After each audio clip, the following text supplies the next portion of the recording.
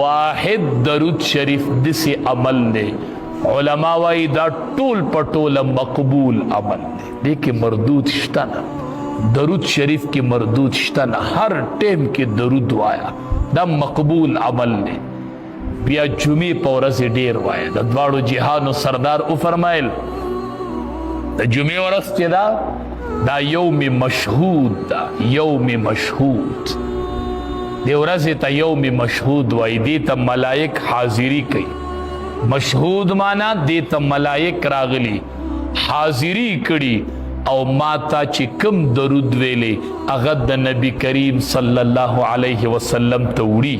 هغه په امام الانبیاء باندې پیش کړي چې کم درود سړی وای جمعې په ورځ هغه ملائک راځي او هغه درود په نبی کریم صلی الله علیه وسلم باندې پیش کړي صحابی د نبی کریم صلی الله علیه وسلم نه تپوس کی د الله حبیبا چې تاسو کله وفات شئ او د دنیا نه لاړ شئ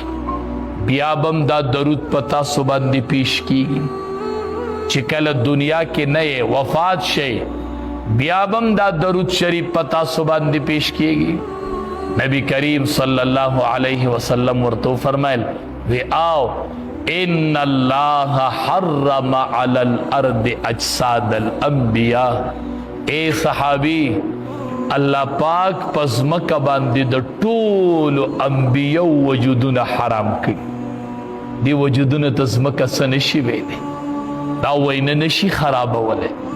پزمک باندې الله د 1,40,000 کم و بیش انبیاء وجودنا اللہ پزمکا حرام کری دیتا زمکا ہی سم نشوی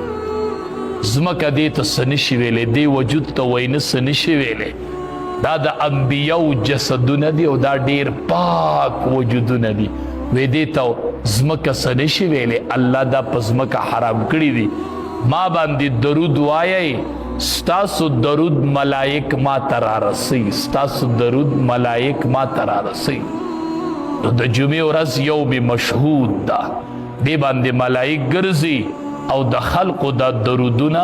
په نبی کریم صلی الله علیه وسلم باندې عرض کوي پیش کوي نو د درود شریف اهتمام ډیر زیات کو او د سنتو تابعداري د سنتو تابعداري